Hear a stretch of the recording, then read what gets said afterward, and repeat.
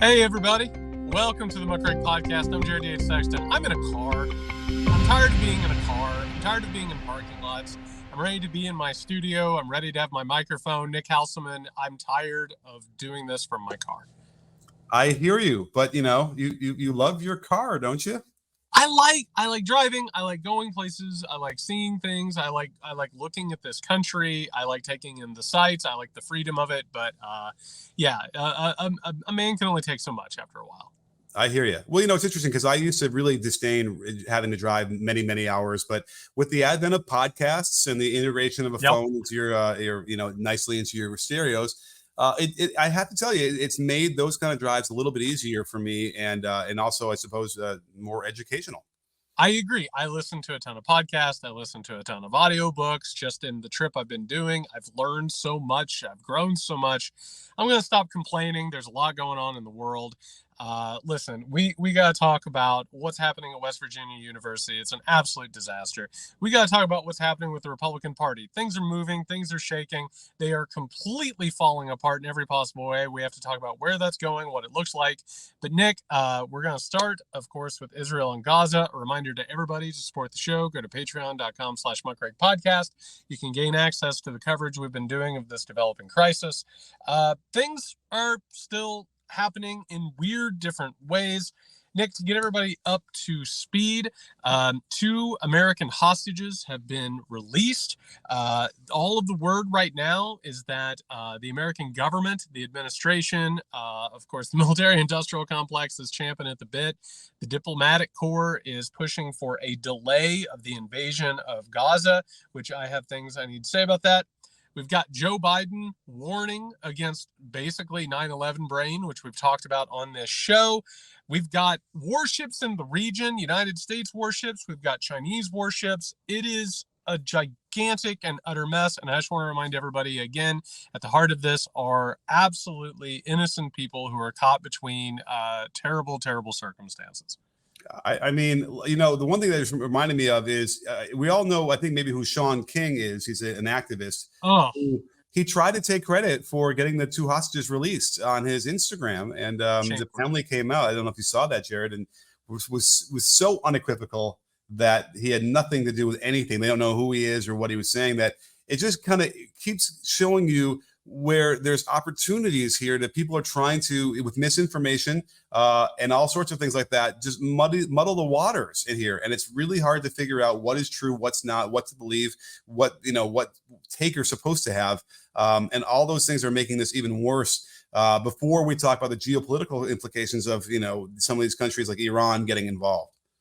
Yeah, and that's the thing, is it's such an absolute mess. And listen, I know I speak for everyone else. I'm absolutely shocked that Sean King is out there trying to get people's money and notoriety. I know that I'm alone in that. It's an absolute mess in every way, shape, and form. Basically, to dip your toe into it at any given moment is to be completely and utterly immersed and drowned in misinformation and disinformation. But here's what we know so far. We know that attacks on Gaza, airstrikes have been reaching a fever pitch over the last 24 hours or so. Meanwhile, we have not seen the long anticipated invasion of Gaza, which of course is going to be a humanitarian disaster on so many levels in every way, shape, and form. And we do know that the U.S. administration is trying to hold this thing back. There's a hope, particularly as some of these hostages have been released, that possibly more bloodshed and tragedy can be prevented. Biden's comments on this, and listen, I'll be honest with you, Nick. I just want to, again, we call it balls and strikes on this show. Joe Biden, I think, is trying really hard to be a United States president in the middle of this. He is old and frail. And it's tough messaging. Meanwhile, our diplomatic corps is doing all kinds of stuff. I personally, I'm hoping like hell that this invasion doesn't happen. I'm hoping that we can get people taken care of. And I'm hoping like hell that we can end up taking this situation and turning it into something positive where people can have safety and they can have their lives. Perhaps we can take care of this hornet's nest in general and get something better for everybody involved on the other side of it. But it does feel, in ways that we'll talk about here in just a second, that there are all kinds of variables, there are all kinds of things that are taking place, and it is a very, very tenuous situation. Yeah, and it's interesting to see like who gets to be rescued or who gets to be released and how. Two people who had American connections that got out first. I don't know if you noticed, it kind of a breaking news. There's two more that were released just recently, older Israeli women. So suddenly the notion could very well be that as the ground invasion is being prepared in the northern part of Gaza, and no one can kind of figure out exactly what the plan here is or what the end game is anyway. Well, there's no plan. That's right. The whole point. There's no plan. But it seemed like, they dropped flyers to say like the notion was they were going to now trying to invade with ground troops again to dismantle Hamas. Right? Hamas is the terrorist organization. Well, hold on. I just want to say on that note, like the reports that keep coming out, Nick, and this is like the back channel stuff, and of course this ends up in papers and magazines because there are messages being sent. There is no plan in terms of like what this would look like, how it would be handled, what happens on the other end of it. Of course, a lot of this is revenge seeking. It's targeting of populations. There's no way to get innocent people out. There's no way to make sure that you're not going to go door to door. And by the way, I'll tell you this again, I have my problems with Joe Biden. I'm very glad in his comments he said, America made mistakes after 9/11. Please avoid them. Yeah. Please don't do what we did. And so we really need to not go in there and just kill innocent people. Right. Well, by the way, the argument would then be, like, again, from the Israeli standpoint, if they were going to put boots on the ground, that is their way of trying not to kill innocent civilians, because when they're firing rockets, it can either go with wrong or just there's just a huge radius where the damage can occur. That's when you can kind of limit, I suppose. So that's what their thinking is. I guess, but I reject it wholeheartedly. I know that that's what people are saying, but I don't see any way around it. You're going to kill innocent people here. Right. Fair. That is all fair. True. But at some point, if the goal is to dismantle Hamas, then you need to go in there and take their guns, take their weapons, get rid of their infrastructure. And that would probably be the loose version of the plan so far. But again, you're right. There isn't anything beyond. But if we want to learn from Iraq, if we want to learn from Afghanistan, you don't quote unquote dismantle terrorist organizations. You can't do it. Like for every person, like even if you were to go in with like some sort of like laser precision missile that will take out quote unquote terrorists, like that just leads to more people being radicalized. Like the war on terror tells us that you can't do this.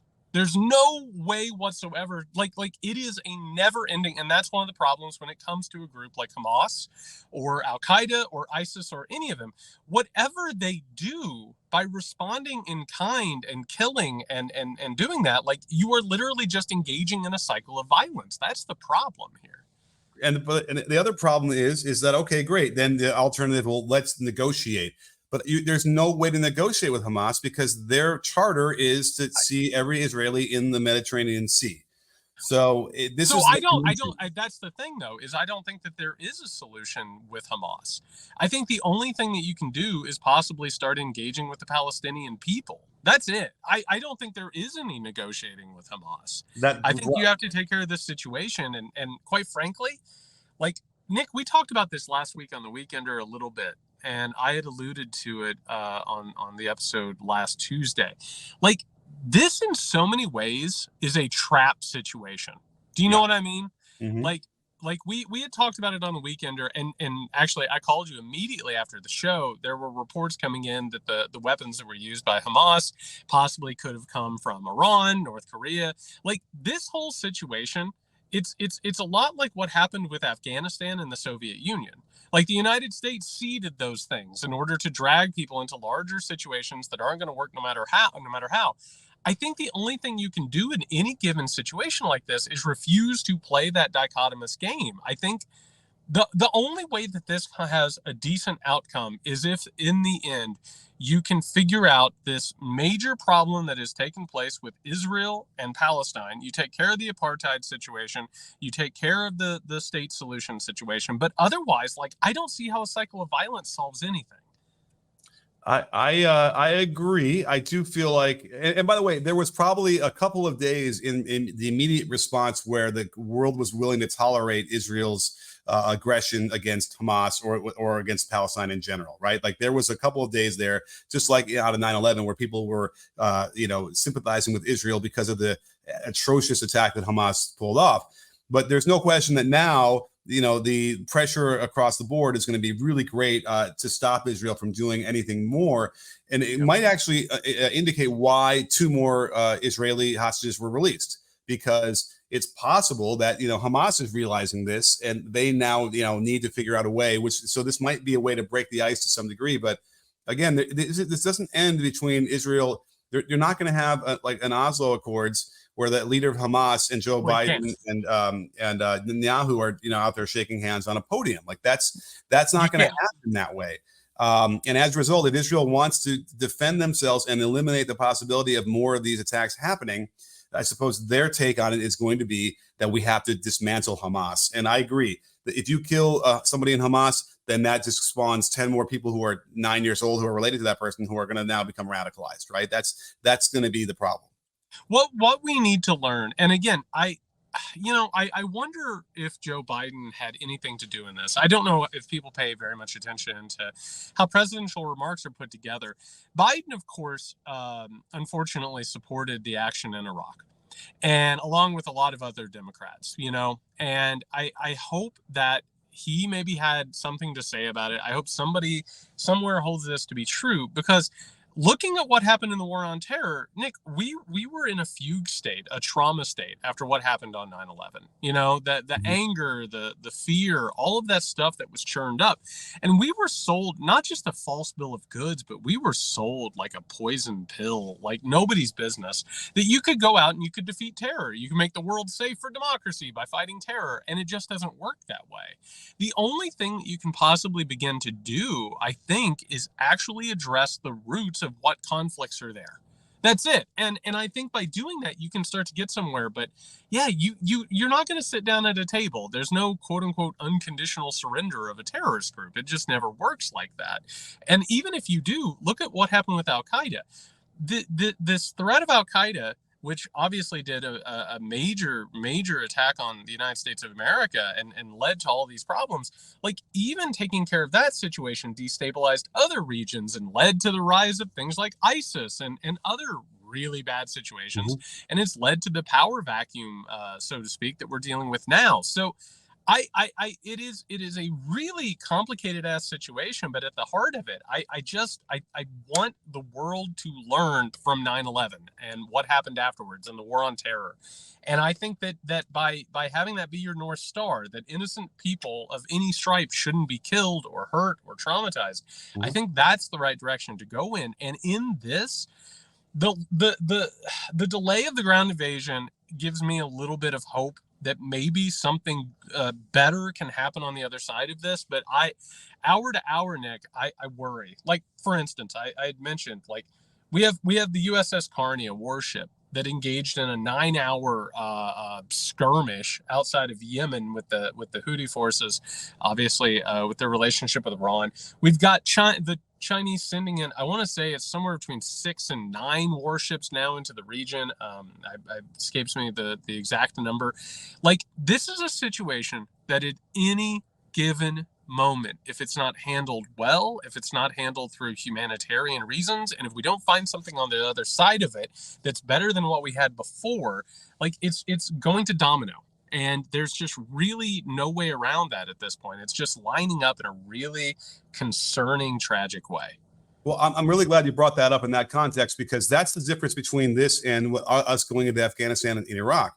It was much more of a contained conflict where it wasn't necessarily going to spill over into a potential World War III, where like it is now, because you have the axis forming, right? You have Russia and Iran, North Korea, China, on one side. I think I'm missing somebody, but either way, these are the forces that are now being joined together here on a couple different fronts. That's what's so concerning. And I think Iran is actually a little bit worried about that too. I mean, you saw the response from, as another aside, we saw the response from Egypt and like Saudi Arabia refusing to take any Palestinians. If you're wondering how the Palestinians are viewed by other Arab states around the area, they don't seem to care about them either. And so we're seeing this notion of some of the surrounding areas, having that concern. And I think that's a relatively good thing in the sense that Iran clearly understands if they decide to get involved in this, that will probably be the thing that cascades into something really, really terrible. Well, and then the question is whether or not that developing alliance that we've covered on this show, whether or not it's where you're looking for possible movement, right? So like Russia going into Ukraine, we said this, there was no way that Russia went into Ukraine without at least first talking about it with China. They're not going to put that sort of an alliance at risk. It was also a way of seeing what happens with the West, what happens with NATO, what happens with all of these groups. Are they going to fall in line, or is their alliance going to be stressed? This situation, how is it going to escalate, right? And again, I want to say something again. We are talking about geopolitics. It can get really lost that at the bottom of geopolitics, again, something like a World War II or World War I, you forget how many innocent people were killed in it. You know what I mean? Soldiers, citizens, people maimed, killed, tortured, starved, died of thirst.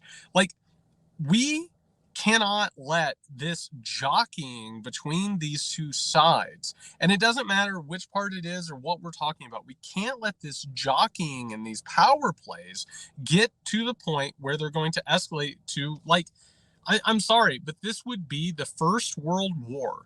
But you can call the war on terror a world war because we were in nearly 100 countries, but this would be the first world war fought after the invention of nuclear weapons.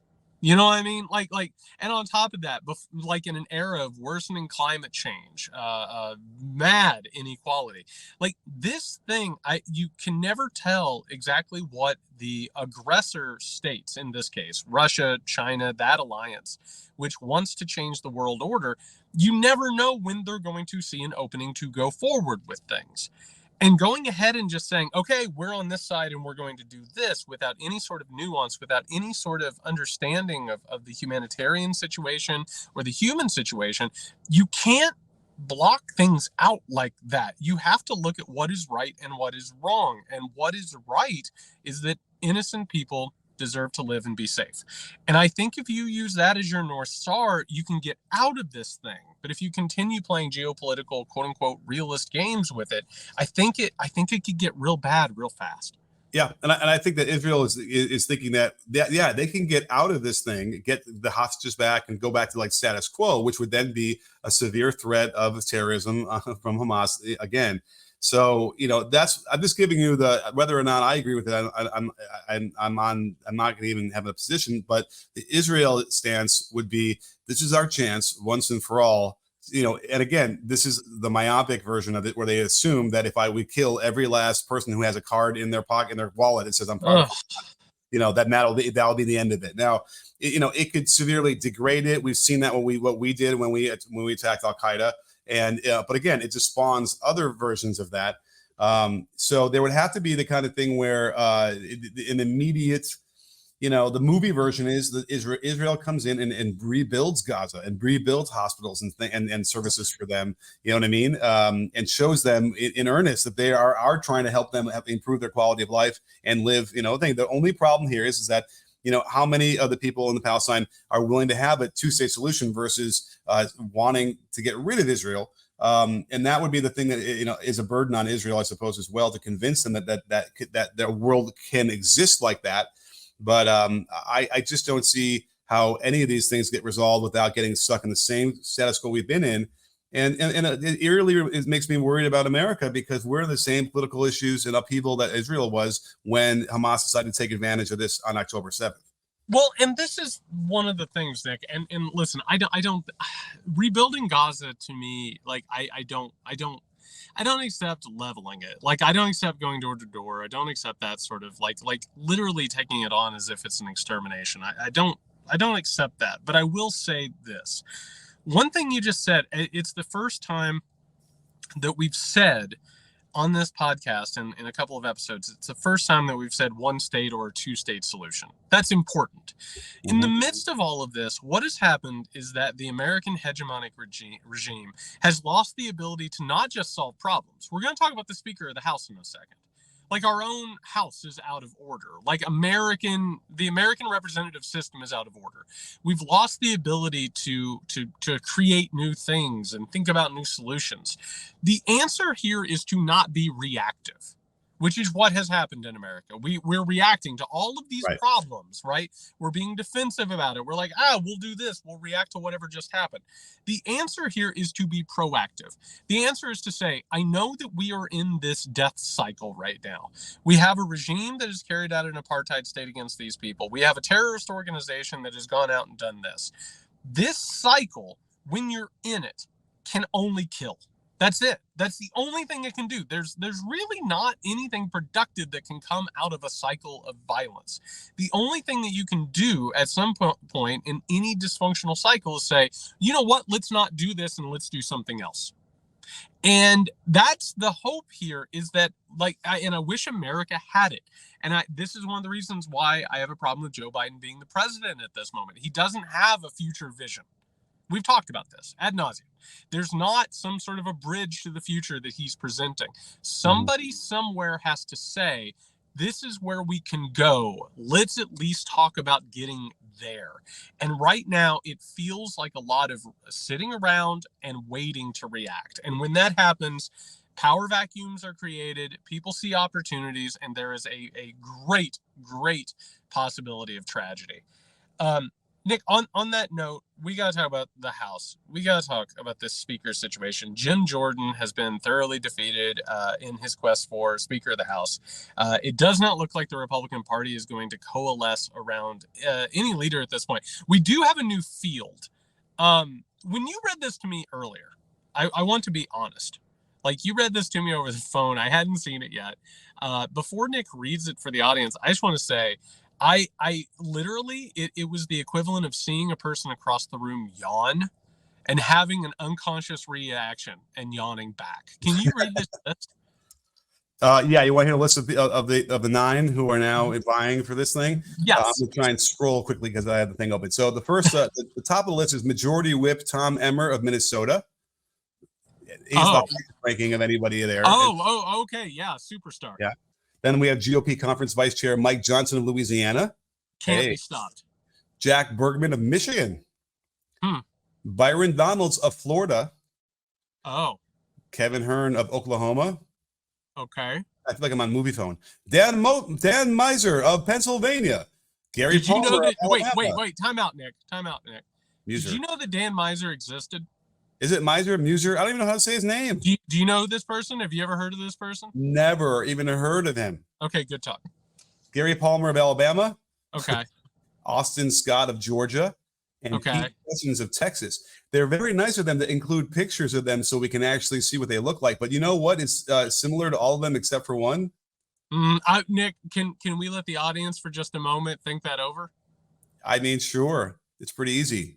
I mean, besides the fact that they're all men, but yeah, all a bunch of old white guys. It really is what's left of the Republican Party. It's what do you make of this? I have my thoughts on it. What do you make of not just this terrible field, but also just the fact that they've just completely abandoned the speakership at this point? I mean, I think what I make of it, what's frustrating to me from a leadership standpoint is that you always should have a very distinct pecking order of who's in charge, who's next in command, so that this is taken care of ahead of time. It's very clear. Like, we know that Hakeem Jeffries would be the nominee for the Democrats. And they also would know, presumably, who's behind him if something really bad happened to him, in a way that, like, there's leadership there. There's just a clear hierarchy. This is just a bunch of guys sitting around screaming, yelling about wokeness and stuff. I don't know anything else, how to characterize it. especially because they don't have a platform. They don't have any sense of how to govern. And if we were unsure about it until today, this is what's the exclamation point on that. So we talked about it on the Weekender a little bit as this was sort of starting to develop, and I've said it ad nauseum. So I'll start with the thesis, which is the Republican Party doesn't want to actually govern; they want to stall. They want to grind government to an absolute like just bone dust whenever they're not in power, and on top of that, like they are there as tools of the wealth class to go ahead and destroy the government as it stands. The fact that you just read those names, it's incredible that the Speaker of the House, which is third in line for the presidency, Nick, like they can't even bolster somebody who can get elected, much less somebody who would make a difference. What this shows, and I wanted to bring this up because, Nick, Donald Trump, outside of being fined for violating a gag order, has been more or less silent in our discourse. The Republican Party has no discernible leader. There is, like you said, no platform whatsoever. This is a party that isn't just adrift. It's like Wilson, the volleyball in Castaway. Like it is out to sea. There's nothing for them to like put any sort of a principle down. There's no direction for them whatsoever. One part of the party wants to destroy government. The other part of the party is ready to retire and hope that neoliberalism will be carried out. In this situation, particularly, again, the Israel-Gaza developing world geopolitical crisis, like the only thing that they have is yelling to people who listen on talk radio or social media that Joe Biden funded the attack. That's all they have to say about anything. There's no solution. There's no thought. There's no conversation. They've got nothing. And this party, and I got to tell you, I still think Donald Trump could possibly become the next president of the United States of America. But I think it shows not just how bankrupt and ideologically bankrupt this party is, but just how far out to sea they are. It is, we knew it was going there, but watching it in such stark relief is incredible. Yeah, and I think that if you're trying to figure out like Paul Ryan, for instance, when he became Speaker of the House, he had been a vice presidential candidate before that. Like he was a known. He's a known person who had a presence on the national stage. So let's think of it for a second of who does in the House on the GOP side have a national presence. Okay, are you ready for this list? It's guys like Matt Gaetz, Lauren Boebert. Jim Jordan was also up there, but I wouldn't even put Jim Jordan as high as like Matt Gaetz as far as recognition. Marjorie Taylor Greene. I would almost even say Gohmert has, some name recognition. This is the party. Those are the people who, would be the ones you would have to say they're the ones who have enough name recognition. They're the ones who should be, voted for speaker. And the problem here is they're such horrible candidates that if Jim Jordan gets outvoted in a private, not private, secret ballot, when they can really let him know what they think, can't even get close to half the number of votes he needs. That's what's so frightening about what this party has become. There aren't any adults left anymore. There aren't any serious people. Suppose if there are any, because there's a lot of representatives out there. They're completely silenced. They completely have no agency in this thing. And what's worse is that the loudest people who are the constituents who want to vote are just bloodthirsty about it. They love it. They love what they're doing. So, Nick, I'm not a Democratic Party apologist, but I can tell you this. If this were happening in the Democratic Party, the next midterm, the next election that would take place, there would be a mass movement away from the people who caused this, and there would basically be a reshuffling of candidates. That would be what the election would be about. I'm telling you this right now. I think Republican voters far and wide are going to support this. I think they like it. I think they enjoy that there's a disdain being showed for government, that they don't really want anything to be done. Why? Because they're anti-government to begin with. They don't want the government to work. They don't want bills to be passed. They want this thing to be destroyed. And in that way, they have been seeded by wealthy donors to not only distrust the government, but to actively hate it and to wish for its demise. Jared, there's a scientific way to prove what you just said. You want to know what it is? Oh, I can't wait. It's the polling that shows that Trump is ahead of Biden right now. Sure. That tells you everything, because here you have a former president who has 91 indictments from he keeps admitting to the things he's accused of in court, and yet he is ahead. It's not like it's close. Not like, okay, Biden's up by 1 or 2, whatever.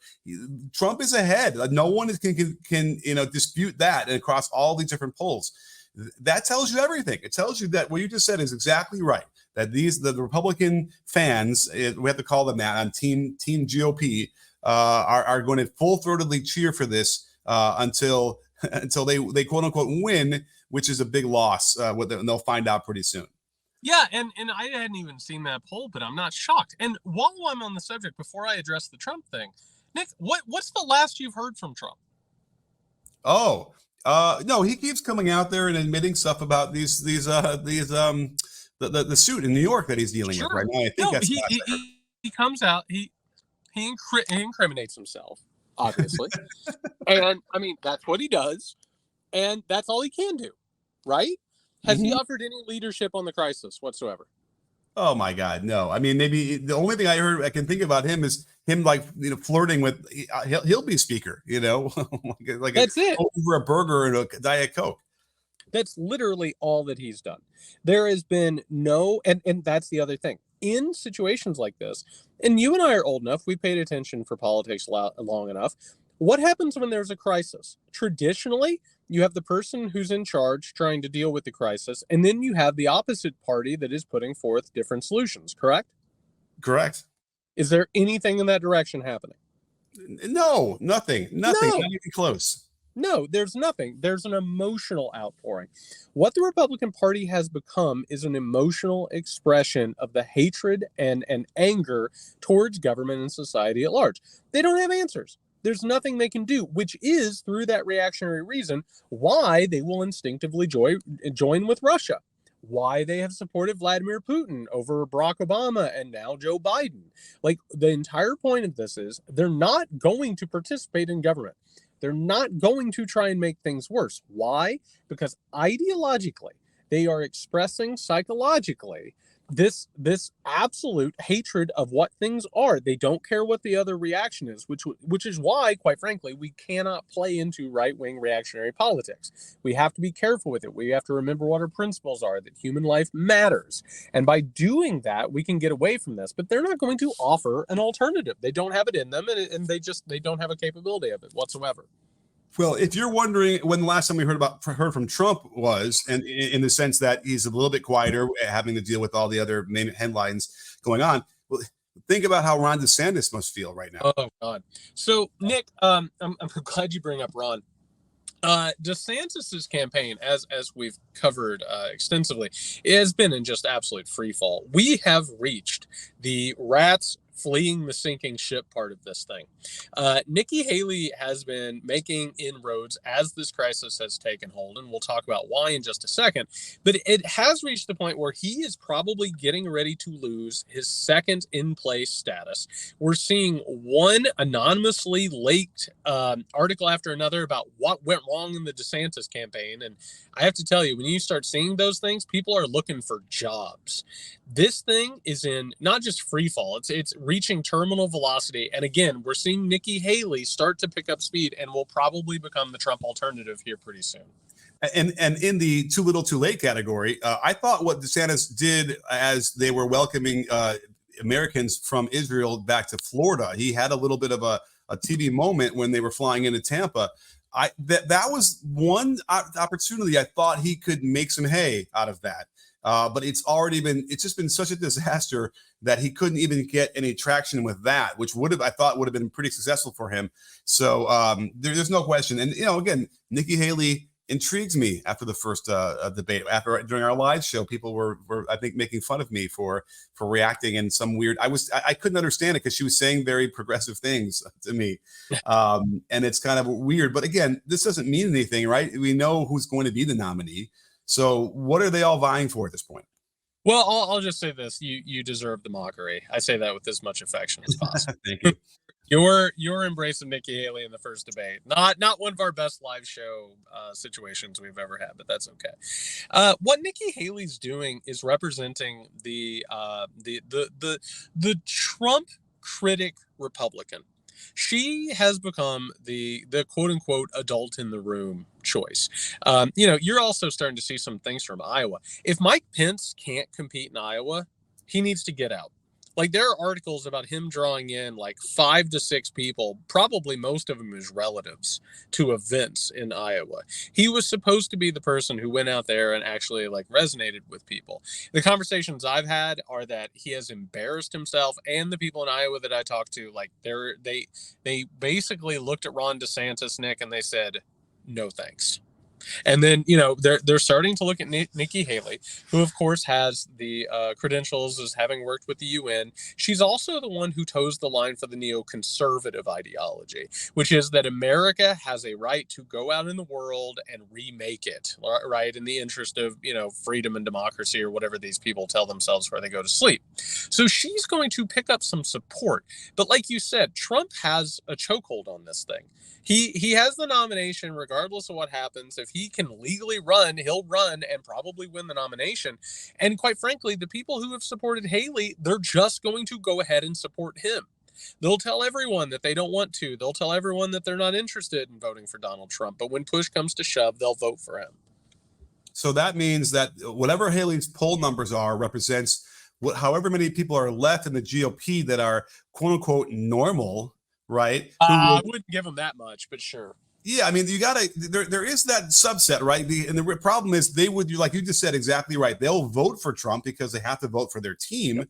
But they'll hold their nose and then whatever. And they would have in the past been the people who probably would have told Nixon, yeah, you got to step down after the Watergate, right? Those are those kind of GOP people who in the 50 years since then now have figured out, you know what? We don't need to kick the guy out. We'll just scold him, wag our finger, vote or weigh in on a poll in the before the election, but then when push comes to shove, yeah, they'll just reelect him again. That is it's just a sad state of affairs, and a shame on people who are old enough to remember what Nixon did to this country and are willing to try and do it again, even worse with Trump.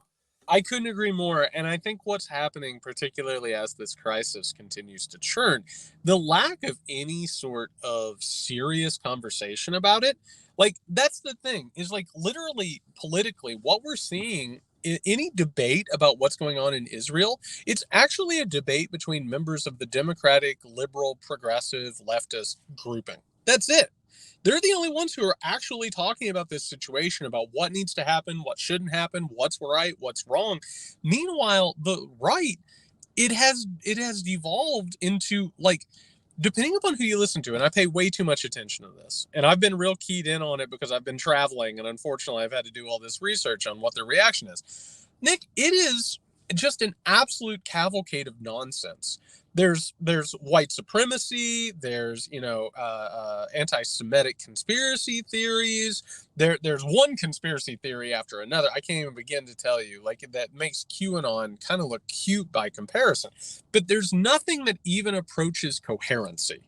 You know what I mean? There's nobody really in any right-wing sector of this who is having a conversation about how to solve anything, because they basically represent a movement in politics that says, I have no interest in actually making things better. Mm-hmm. The only thing I have an interest in is making my life better. It's having more money, more power, more control over other people. Everything else doesn't matter. And it's amazing that one of our two major parties, and Nick, you and I are old enough to remember this, the Republican Party used to be very concerned with foreign policy. Mm-hmm. They have no interest in this whatsoever. They're basically, they're watching from the sidelines and throwing peanuts at the referees. That's it. Right. That's all that's happened. And they've become so successful in that remember back in the day, not that long ago, when a guy like Joe Manchin was in the news all the time because he was able to shift everything. And now that the DOP has ground this all to a halt, we don't even hear about him anymore, or cinema, barely. And it just makes me think of, I guess his home state a little bit and what's going on there, because that is a professional level segue. It was so bad, but I'll take it. No, that was really, really good. Okay, we got to talk finally on this episode I cannot recommend this article highly enough. It's by Aaron P. Hanlon over at New Republic. It's called West Virginia University is Everything That's Wrong with Higher Education Today. This is one of the best takedowns about something that I've talked about and warned about for a while. Basically, at West Virginia University, a quote-unquote budget shortfall, which we can talk about a little bit more in depth, led to just an absolute raising of programs and faculty members as this completely terrible university president was pushing a new program. There's been a ton of protest, a ton of pushback on this stuff, but it represents something that I saw in my former life as a professor, which is that the American public university is being systematically dismantled. And it's happening in a lot of different ways, but it's particularly happening because the administrative class, and we talked about this with John Warner on a past episode, the administrative class has so taken over the public university that it's literally treating them the way, and bringing in venture capitalists and vulture capitalists and all of that to basically come in and tear these things down to the studs in order to try and make a profit and to protect themselves. It's not just an education problem. It is functionally a cultural and social crisis that this thing represents. Right, because it allows them to hide behind the budget cuts and constraints of smaller enrollment to eliminate the things that they don't agree with ideologically, right? Like that's a big interesting, control here. And what's interesting in the article is that they talk all about how the budgets are now allocated. And here's the thing, they've built, the buildings are there, the classrooms are already built. It doesn't cost that much to have a go up, and teach that class. Nick, you graduated too long ago, my friend.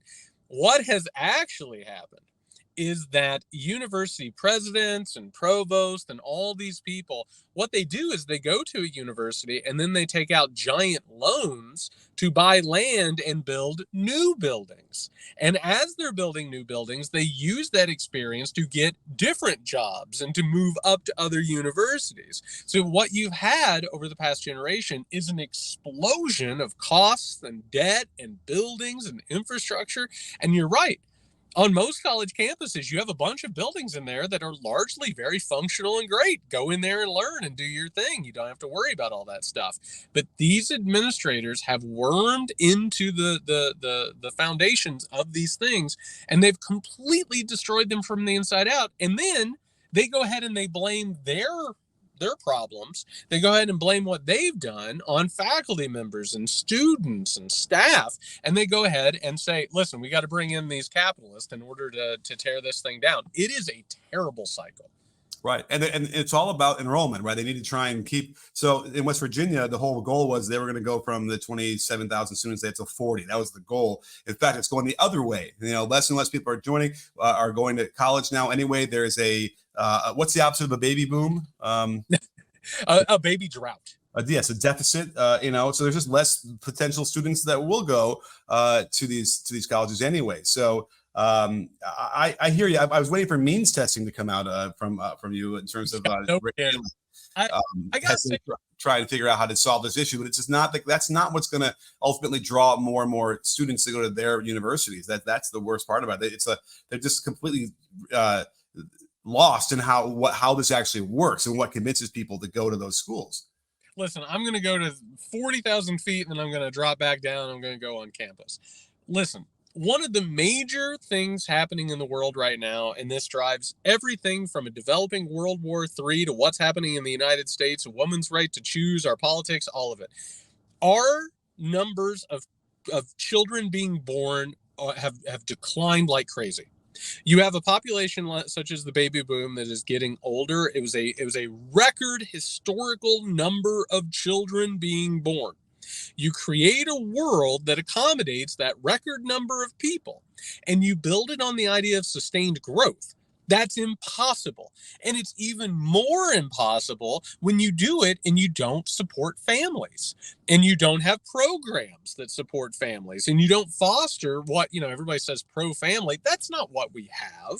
We have an anti-family culture. Capitalism is an anti-family culture. It keeps people from having more kids. So meanwhile, like you said, they wanted to go from 27,000 up to 40. Well, I got to tell you, I'm not a realist. That's unrealistic. That's absurd. And quite frankly, if a business person, an administrator, couldn't see that coming, if they couldn't make those numbers work, call me crazy, Nick, they don't deserve the job that they have. Meanwhile, they make God knows how much money. All of the people around them make a ton of money. And they look around and they say, get rid of this program. Get rid of this program.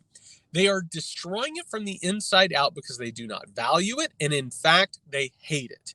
It is a bunch of parasitical relationships that are destroying public university, which is really necessary if you want a country that has a working democracy. You need public education to not only get people prepared for careers in which they can innovate, but you also need to keep people up to date about what has happened, what is going on, understandings, larger understandings. You need that for a working democracy, which is what these people and the people they represent want nothing to do with. Oh, and by the way, I don't think it would be hard to get to 40,000 because what they're describing isn't 40,000 students specifically. What they're describing is 40,000 paying students that will give them money to go there. That's if they want to take all that money from the administrative state that has ballooned, 500% in that over the last 20 years, and then give them scholarships, they probably could get close to 40,000, wouldn't you say? I agree. And something you just brought up, which is really important to point out, Nick, the administrative state, and it's not just at public universities, it's everywhere in this country.